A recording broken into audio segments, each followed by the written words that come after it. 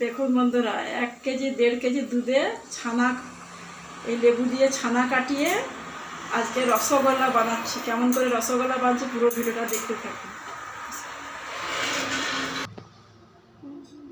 দেখুন বন্ধুরা, ছানাটা ছেঁকে নিয়েছি, এবার খুলে দিচ্ছি।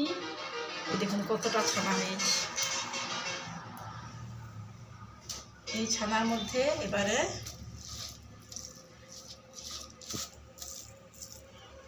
বেকিং সোডা দেব, ময়দা দিচ্ছি 2 চামচ,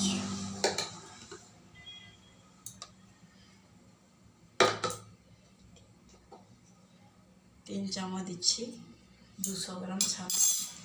এবারে খাবার সোডা দিচ্ছি,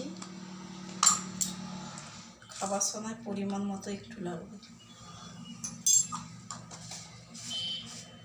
তবে ছানাটাকে মিক্সড করে ময়দা দিয়ে খাবার সোডা দিয়ে থাসতে হবে ভালো করে।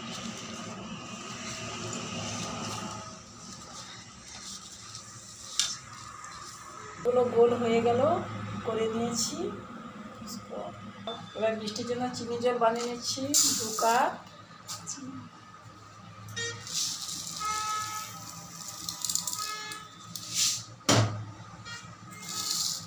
এবার কড়াতে দিয়ে দেব। এই দেখুন, মিষ্টির জন্য 4 কাপ জল দিচ্ছি, দিয়ে দিলাম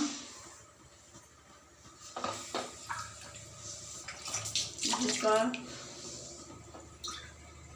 3 কাপ, 4 কাপ।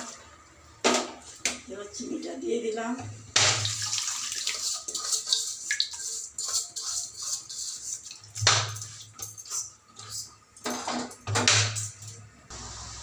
এই রসটা করার জন্য এলাচগুলো দিয়ে দিলাম। ছানার গল্লাগুলো দিয়ে দিচ্ছি। দেখুন, চিনি রসের মধ্যে ছানার গল্লাগুলো দিয়ে দিচ্ছি।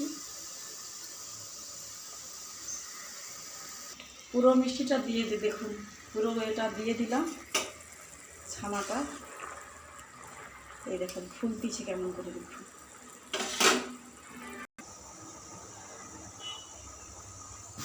দেখুন 15 থেকে 20 মিনিট আঁচ দিয়ে দিচ্ছি।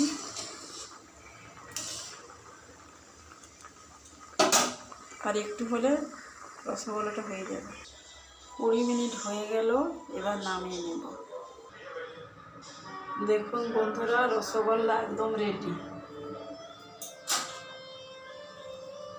এবার আপনাদের দেখাচ্ছি কেমন রসগোল্লাটা হয়েছে। এই দেখুন পাত্রে একটা রসগোল্লা নিচ্ছি। দেখুন রসগোল্লাটা একদম নরম, এখন তুলতে। এবার আমি খেয়ে নিচ্ছি। ভালো লাগলে লাইক, কমেন্ট, শেয়ার করবেন, সাবস্ক্রাইব করবেন, কমেন্ট করে জানাবে কেমন হয়েছিল রসগোল্লাটা।